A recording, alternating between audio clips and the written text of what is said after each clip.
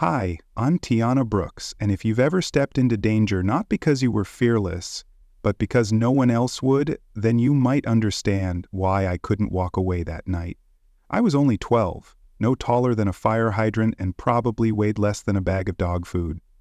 But the moment I saw that man getting beaten in the alley, something inside me snapped. So before you get comfortable, take a moment to like the video and subscribe, but only if you genuinely enjoy what I do here. And drop a comment with your city and local time. I love seeing how far these stories travel. Now let me take you back. It was 2:17 a.m. I still remember the glow of the pharmacy sign flickering above me like a dying firefly. Grandma's asthma meds were clutched in my hand. We couldn't wait until morning. Medicaid wouldn't cover the delivery fee, and the nearest bus had stopped running 2 hours ago. That's why I took the shortcut through Whitmore Alley.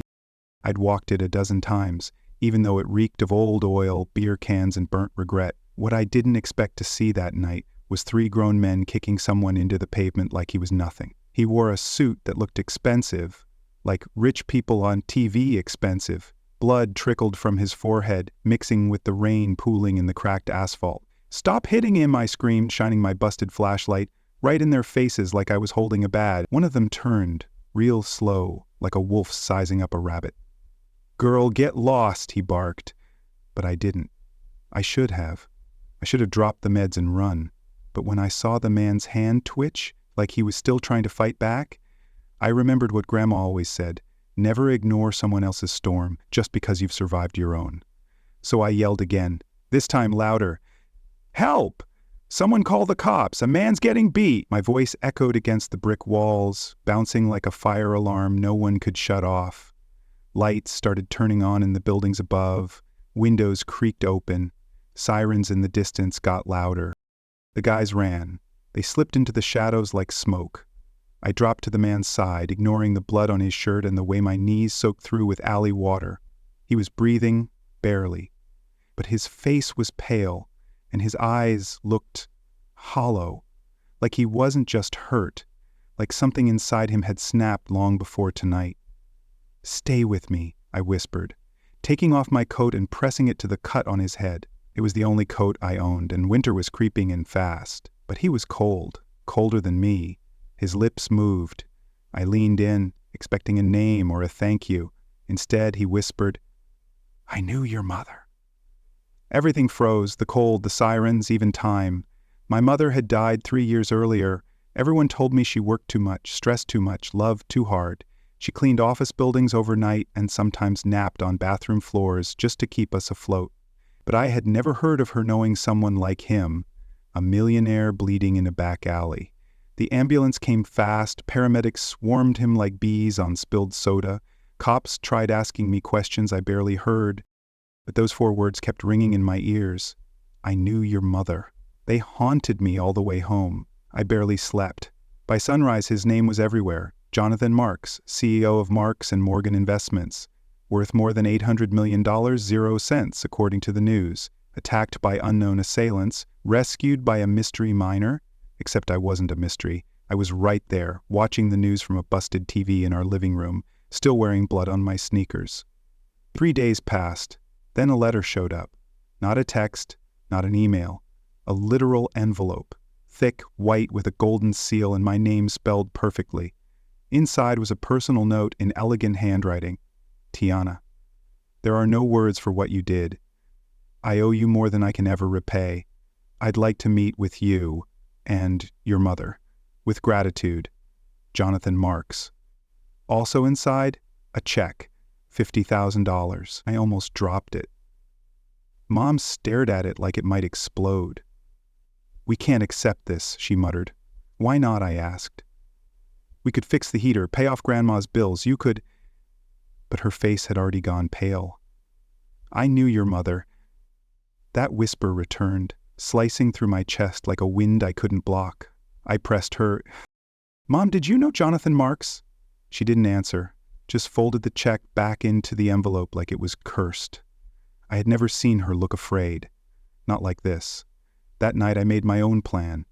I called Ms. Alvarez at the local library, the one who always helped me with homework, and asked for help researching Marks & Morgan and employment history.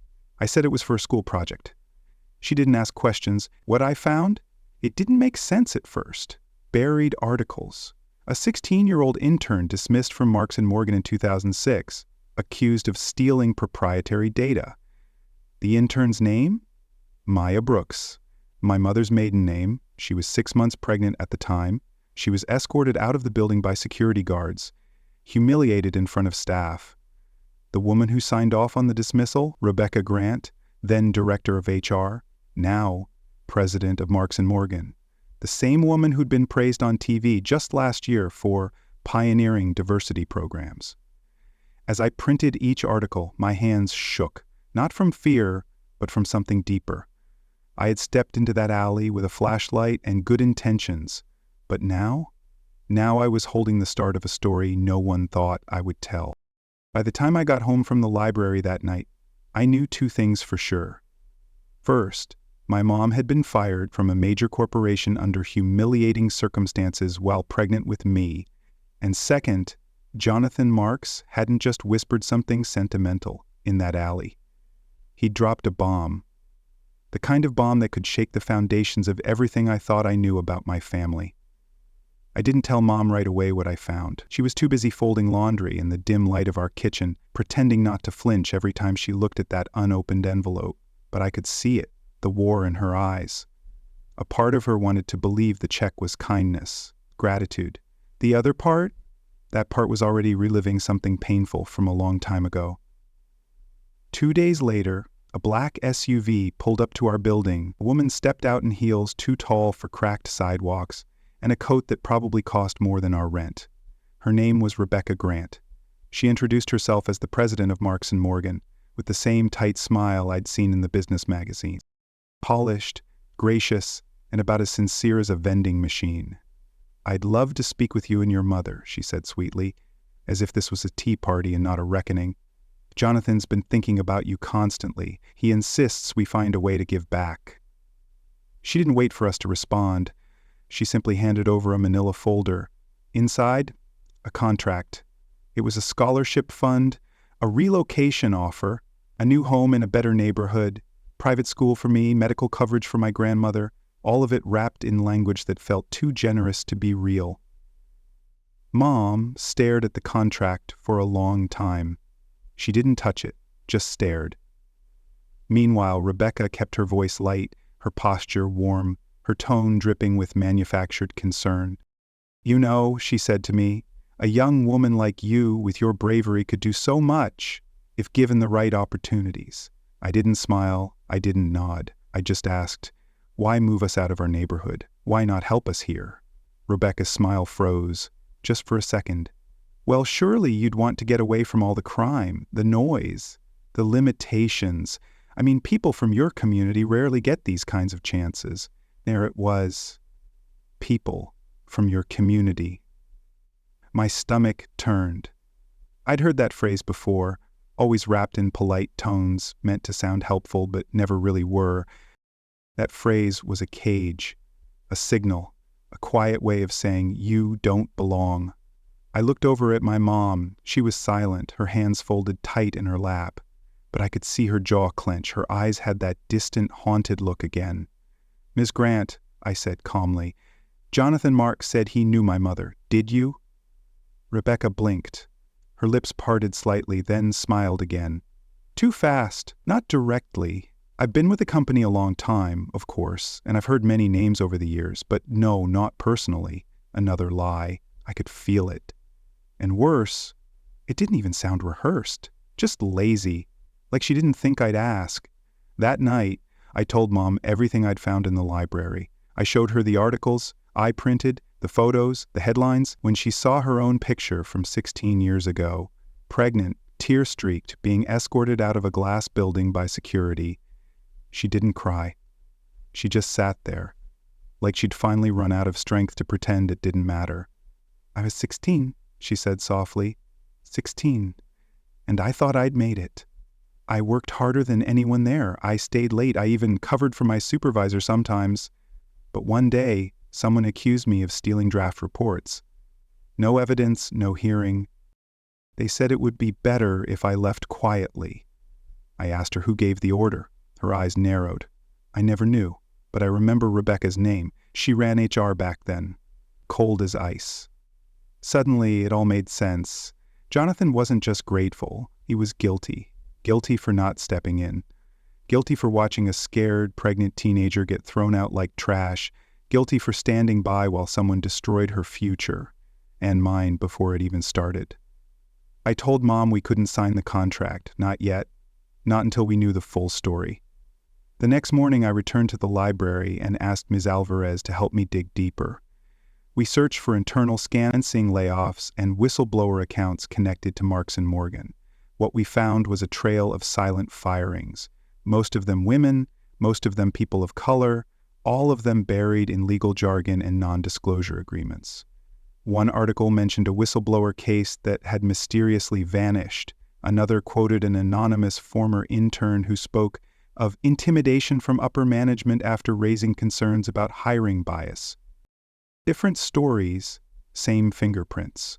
Rebecca Grant.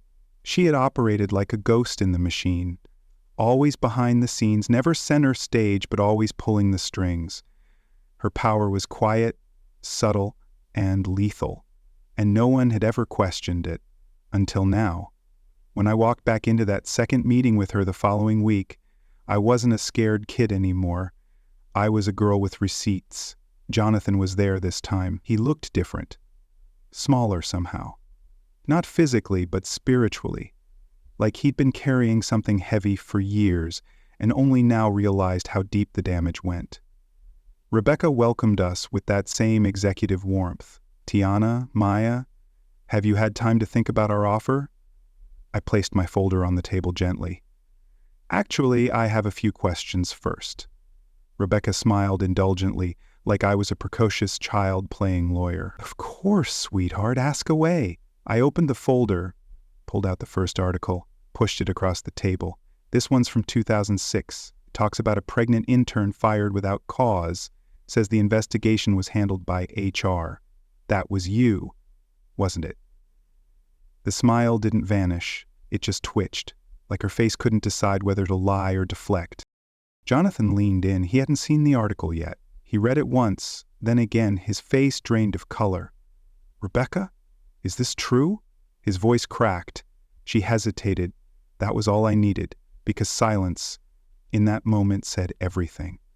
The silence between Rebecca and Jonathan hung like smoke after a fire, thick, choking, and undeniable.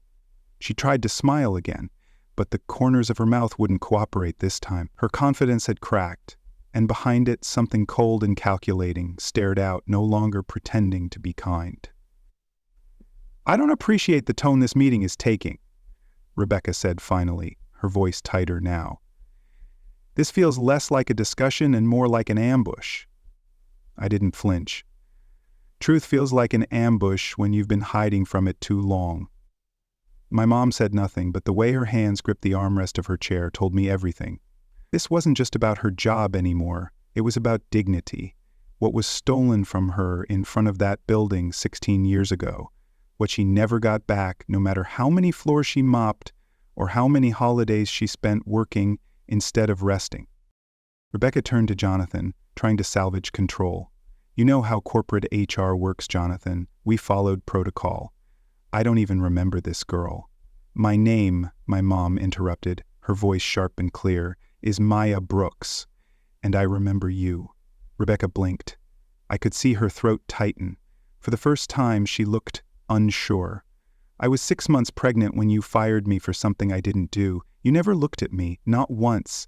You sent a security guard instead. Jonathan stood slowly, the article still in his hand. His voice dropped an octave, not out of anger, but shame. Maya, he said, I was a junior analyst back then. I didn't have a say in what happened, but I remember watching you walk out.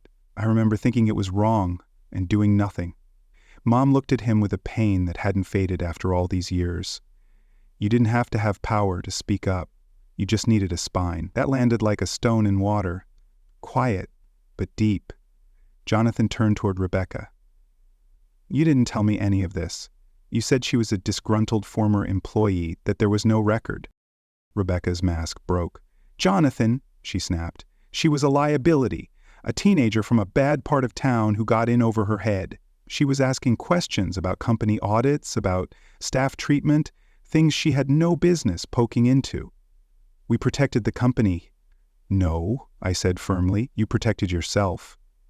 Rebecca pointed at me. And what exactly are you? A child with a flashlight and a grudge? You think waving around old articles makes you some kind of hero? I stood up, not to intimidate her, but because I was done sitting at tables built to keep people like me small. I think asking questions that make powerful people uncomfortable is the first step to real justice. And if you're scared of a 12-year-old with a library card, maybe you're not as powerful as you thought. Jonathan's voice returned, quiet but unwavering. Rebecca, pack your things. You're done here. What? She gasped. You're fired, he said, effective immediately. We'll be conducting a full internal review of every termination during your tenure, including Maya's. Rebecca stared at him like he'd just spoken a foreign language. You can't, Jonathan, I built this company beside you. No, he said. You built a wall between the company and the people it should have protected. And I let you. Not anymore. Security was already on the way. As Rebecca was escorted out, her heels clicking like drumbeats of defeat, she turned to me one last time. You think you've won? This world wasn't made for you. You'll never belong. I didn't argue. I didn't raise my voice. I just looked her straight in the eye and said, good. Because I'm not here to fit into your world. I'm here to build a better one. That was 6 months ago. Since then, everything has changed, but not in the way you might expect. There was no parade, no fancy celebration, just a slow, steady transformation. The kind that starts small, like seeds cracking open underground. Jonathan offered my mom a new role at Marks & Morgan, Director of Equity and Inclusion. She didn't say yes right away. It took her 2 weeks and a lot of late-night pacing in the kitchen before she finally said, if I'm going to clean up what they buried, I might as well do it from the inside. And me? I started a student-led initiative called Justice Starts Here. We work with libraries and local nonprofits to teach kids how to research, how to spot red flags, and how to speak up. Because knowledge is power, but only if you know how to use it. Marks & Morgan now runs a nationwide mentorship program named after my grandmother. Not me, her. Because she was the one who taught me that doing the right thing is never about reward. It's about legacy. As for Rebecca, she disappeared from headlines, but her name pops up now and then in articles about corporate ethics training and public apologies. She's become a case study in business schools for all the wrong reasons. But I don't think about her much anymore. I think about the kid who found the courage to yell in that alley, the one who didn't know what she was stepping into, just that it was right. And I think about all the other kids out there, holding broken flashlights in dark places, wondering if their voice matters. It does. It always did. People ask me now, Tiana, how did you bring down a woman who ran a company for 2 decades? I never know how to answer, because I didn't bring her down. She did that all by herself. All I did was hold up a mirror. If this story meant something to you, if it made you think, made you cry, or made you remember someone who did the right thing when no one was looking, go ahead and hit that like button and subscribe to the channel. And if you've got your own flashlight in the dark story, drop it in the comments. I read every one, because sometimes the smallest voice in the room echoes the loudest. And sometimes justice shows up wearing a school backpack, carrying nothing but questions and a fierce refusal to stay silent.